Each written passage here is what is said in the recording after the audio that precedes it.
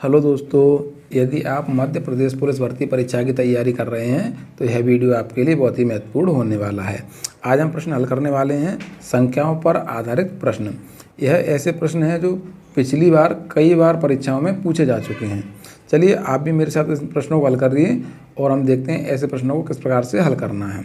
सबसे पहले यदि आप मेरे चैनल पर नए हैं तो चैनल को सब्सक्राइब कर लीजिए। देखिए इस प्रश्नों को किस प्रकार से हल करना है। ऐसे प्रश्नों को हल करने के लिए हमें सबसे पहले आवश्यकता होती है समीकरण तैयार करने की। तो देखिए समीकरण किस प्रकार से तैयार करते हैं। यहाँ पर लिखा है एक संख्या का 2/5। तो यहाँ संख्या के बारे में पूछा है, तो मान लीजिए हमारे पास संख्या क्या है, x है। उसके बाद बोला है संख्या का 2/5। जब हम किसी भी संख्या का 2/5 निकालना है या कोई भी हिस्सा निकालना है तो हम उसका क्या करते हैं, मल्टीप्लाई करते हैं। अब उसके बाद बोला है किसी भी संख्या का 2/5 का 3/7, यानी हमें इसका फिर से हिस्सा निकालना है, यानी हमें फिर से इसका मल्टीप्लाई करना पड़ेगा।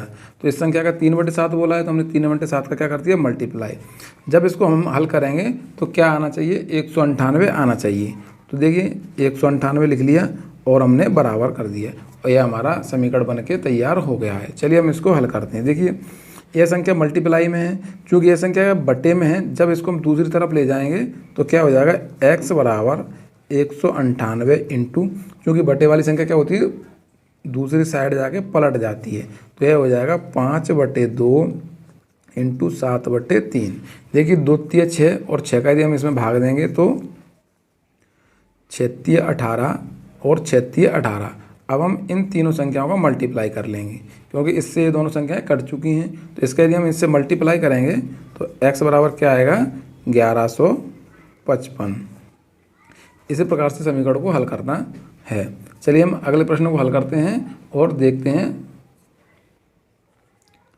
चलिए यहाँ पर एक प्रश्न दिया हुआ है, एक संख्या तथा उस संख्या का 3/5 दोनों का अंतर 50 है। देखिए यहाँ हमें संख्या के बारे में पूछा है तो हम संख्या मान लेते हैं x। उसके बाद बोला उस संख्या का 3/5, यानी इस संख्या का 3/5। तो देखिए हमें हिस्सा निकालना आता है, तो इसका हम 3/5 निकालें तो क्या होगा, x इंटू 3/5। फिर बोला है दोनों का अंतर कितना है, 50, यानी संख्या और संख्या के 3/5 का अंतर कितना है। अंतर का मतलब होता है घटाना। जब हम इसमें से इसको घटाएंगे तो कितना आएगा, 50 आना चाहिए। और ये हमारा समीकरण बन के तैयार हो गया है, क्योंकि जब हम इसमें से घटाएंगे तो बराबर में कितना आना चाहिए, 50। अब समीकरण आपको हल करना आता होगा। चलिए हम समीकरण को हल करते हैं। देखिए यहाँ पर बटे में 5 दिया तो 5 का हम पूरे समीकरण में मल्टीप्लाई करेंगे। 5 का यदि हम इसे मल्टीप्लाई करें तो क्या हो जाएगा, 5x। इसमें यदि हम 5 का मल्टीप्लाई करेंगे तो नीचे भाग में 5 है तो 5 से 5 हट जाएगा, तो इन दोनों का मल्टीप्लाई होगा तो क्या होगा, 3x बराबर 5 का इसमें मल्टीप्लाई होगा तो क्या हो जाएगा, 250। 5x में से 3x कम करेंगे तो 2x बराबर 250 और x बराबर क्या आ जाएगा, 125। यही इसका सही आंसर है, यानी कि इस प्रश्न का सही आंसर क्या होगा, 125। इस प्रकार से हमें समीकरण तैयार करना है। जब हम समीकरण तैयार कर लेंगे तो आपको समीकरण हल करना आता है। तो यदि वीडियो पसंद आया हो तो लाइक करें और अपने दोस्तों को भी बताएं। चलिए हम एक अगले प्रश्न को और समझते हैं। यहाँ पर दिया है एक संख्या का 4/5, यानी कि संख्या के बारे में पूछा है। तो सबसे पहले हम संख्या निकालेंगे, फिर उसके बाद बोला संख्या का 4/5। तो संख्या का 4/5 क्या होगा, संख्या में हम 4/5 का मल्टीप्लाई करेंगे तो क्या हो जाएगा, 4x/5। उसके बाद दिया है उसी संख्या के 2/3, यानी कि इस संख्या का 2/3 निकालेंगे तो क्या हो जाएगा, 2x/3। और उसके बाद बोला है से 10 अधिक है, यानी कि जो 4/5 हिस्सा है और 2/3x हिस्सा है, इन दोनों में क्या है, एक दूसरे से 10 अधिक है। तो अधिक का मतलब क्या होता है, एक दूसरे में कितना अंतर है, 10 का अंतर है। तो देखिए 4x/5 माइनस 2x/3 बराबर 10, क्योंकि एक दूसरे से 10 अधिक है, यानी हम आप समझ लीजिए, मान लीजिए यहाँ पे 3 है और 5 है। या तो मैं इस प्रकार से बोलूँ, यह संख्या इससे 2 अधिक है, क्या है, यह संख्या ये वाली इससे 2 अधिक है। या फिर मैं ये बोलूँ यह 2 ज़्यादा है, या फिर इनमें 2 का अंतर है। तो दोनों ही बातें समान है। तो हम इस प्रकार से भी लिख सकते हैं इसको और इस प्रकार से भी लिख सकते हैं। देखिए इस प्रकार से भी लिख सकते हैं। देखिए क्या बोला है, संख्या का 4/5 भाग यानी 4x/5 और उसी संख्या के 2/3 भाग में यदि हम देखें तो ये वाला जो भाग है वो क्या है, 10 ज़्यादा है, यानी 10 अधिक है। जब इसको हम यदि बराबर करेंगे तो हमें क्या करना पड़ेगा, इसमें 10 ऐड करना पड़ेगा, क्योंकि ये वाला भाग क्या है, 10 अधिक है। और समीकरण बनाने के लिए हमें क्या करना है, जब हम बराबर का निशान लगाएंगे तो दोनों हिस्से क्या होना चाहिए, बराबर होना चाहिए। तो ये वाला हिस्सा 10 अधिक है तो हमें इसमें क्या करना पड़ेगा, 10 ऐड करना पड़ेगा। तो ये वाला हमारा समीकरण भी सही है और ये वाला भी सही है, क्योंकि दोनों में अधिक है तो दोनों में अंतर भी होगा, तो हम इस प्रकार से भी लिख सकते हैं। चलिए आप इस प्रश्न को हल करते हैं। 5 तिया 15, 15 का हम पूरी संख्या में भाग देंगे।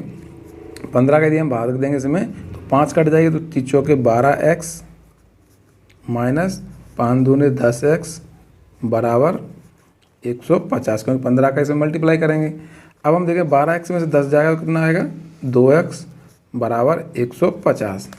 2 का यदि हम इसमें भाग दें तो क्या हो जाएगा, x बराबर 75, और यही इसका सही आंसर। इस प्रकार से हमें समीकरण को हल करना है। आपको भी आता होगा, आप अपने तरीके से समीकरण को हल कर सकते हैं। तो इस प्रश्न का सही आंसर क्या होगा, ऑप्शन क्रमांक 2 75। चलिए हम अगले प्रश्न को और हल करते हैं। चलिए हम प्रश्न को हल करते हैं। मैंने आपको बताया था ऐसे प्रश्नों को हल करने के लिए हमें क्या समीकरण की आवश्यकता होती है। तो चलिए हम समीकरण बनाते हैं। यहाँ पर बोला है किसी संख्या है, यानी कि एक संख्या है x, उसका 60%। तो हम किसी संख्या 60% कैसे निकालते हैं, 60 का उसमें मल्टीप्लाई करते हैं और 100 का भाग देते हैं, तो ये हमारा 60% निकल के आ गया है।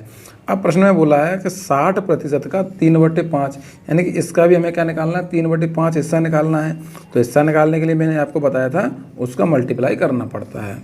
जब हम हिस्सा निकाल चुके होंगे तो कितना आना चाहिए, 36 आना चाहिए। प्रश्न में बोला है इसका 3/5 यदि 36 हो, यानी कि इसको हम हल करें तो कितना आना चाहिए, 36, यानी कि यह इसके 36 के बराबर होगा।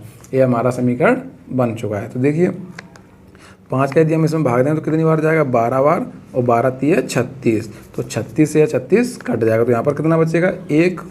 तो अब क्या बचा हमारा, x/100 बराबर 1, और 100 कहाँ चला जाएगा, इधर मल्टीप्लाई में, तो x बराबर क्या हो जाएगा, 100, और यही इसका सही आंसर है। यानी कि ऑप्शन क्रमांक ए इसका सही आंसर है। आपको समीकरण हल करना आता होगा, आप भी अधिक से अधिक अभ्यास कीजिए। चलिए मिलते हैं अगले वीडियो में। धन्यवाद बच्चों।